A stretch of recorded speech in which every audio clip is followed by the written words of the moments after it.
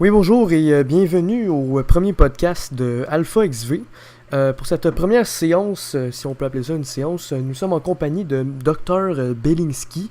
Oui, bonjour, c'est moi. Oui, bonjour, monsieur Belinsky. Non, s'il vous plaît, docteur, pas monsieur. Ah oui, oui, pardonnez-moi, docteur. Je vous prie, je vous prie. Oui, alors, docteur Belinsky, pour ceux qui ne le connaissent pas, est un spécialiste en plusieurs matières. Oui, en effet. Pouvez-vous nous parler de ce qui vous passionne dans la vie? Eh bien, si vous me le permettez, j'aimerais commencer par parler de ce qu'est une passion.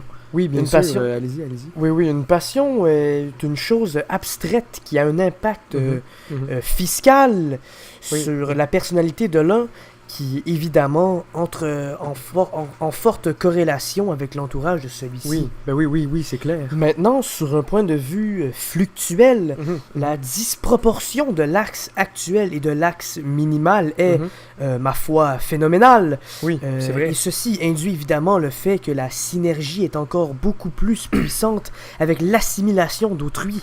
Oui, bon point, c'est vrai. Alors, si je puis-je vous le permettre, vous êtes en train de faire une recherche importante sur quoi porte-t-elle et quel est le but de cette recherche? Eh bien, la recherche est un phénomène humain, ecclésiastique sur un point de vue monotone et architectural. Oui. Et c'en est d'ailleurs exactement mon sujet de recherche qui est « Y a-t-il de la vie sur Mars ?»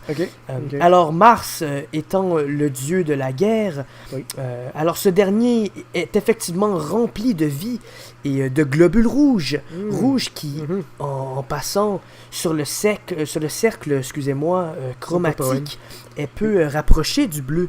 Oui, tout à fait, c'est un bon point que vous apportez. Oui, et le bleu qui est non seulement l'indulsion de la capacité cosmique à appréhender le néant, mais également... Oui, nous avons aussi... Mais quand on parle de également, on parle encore du bleu. Oui. D'accord, une chose qui me revient tout d'un coup, allez-y. Quand j'étais petit, je savais que les schtroumpfs étaient bleus.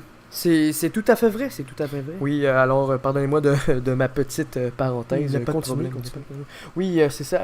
Alors, comme je le disais, nous avons affaire ici à l'impérialité supérieure de la submersibilité humaine, c'est-à-dire la compréhension divine de ce qui entoure accablement la structure hiérarchisée de l'un. Oui. Et nous Pouvons-nous? Oui, nous le pouvons, et c'est pour cela que nous sommes tous connectés par ce qui est émotionnel, surréel et également gratiné.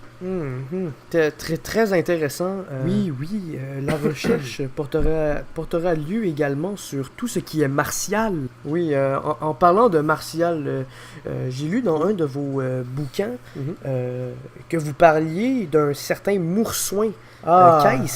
Oui, le Moursoin est une créature vivant principalement dans les abysses ou les péninsules.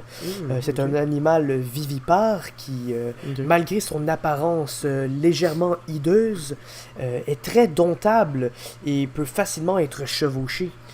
Par chevaucher, est-ce que vous voulez dire moursoiniser? Oui, ce serait le terme approprié. C'est ce moursoin qui nous a guidés dans les avancées physiologiques sur non seulement la faune, la flore et l'albatros, mais également sur l'humain. Car le moursoin sécrète une enzyme qui, par un système trigonométrique, sécrète eux-mêmes d'autres enzymes. Nous avons donc affaire à un système pyramidal, enzyminaire, ce qui est unique au moursoin.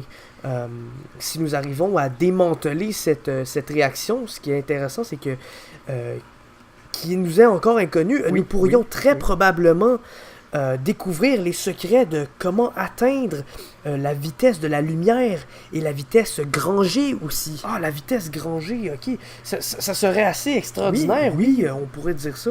Oui, tout à fait. En pouvant utiliser cette vitesse hallucinamment rapide, nous pourrions ensuite découvrir la raison même de l'existence de la vie humaine et se pencher sur la question du pourquoi et du savoir. qu'est-ce que ça amènerait par la suite, cette connaissance? Eh bien, nous allons pouvoir élucider la dynamique proportionnelle, excusez-moi, qui engendre la réaction chimico-physique de la pollution, qui, ma foi, est un grand problème.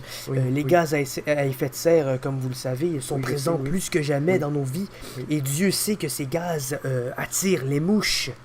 Oui, évidemment. Qu'est-ce que le grus? Oui. D'accord. Ceci met donc fin à ce premier podcast ou épisode, qu'on pourrait dire. Merci à Dr. Belinsky d'avoir été des nôtres et de nous avoir partagé votre savoir unique qui va probablement apporter de grands changements pour l'humanité dans les prochaines... peut-être pas prochains siècles ou peut-être même prochaines minutes. Oui, pas de problème, cela m'a fait très plaisir.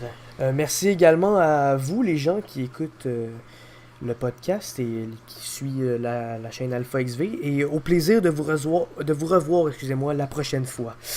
Merci.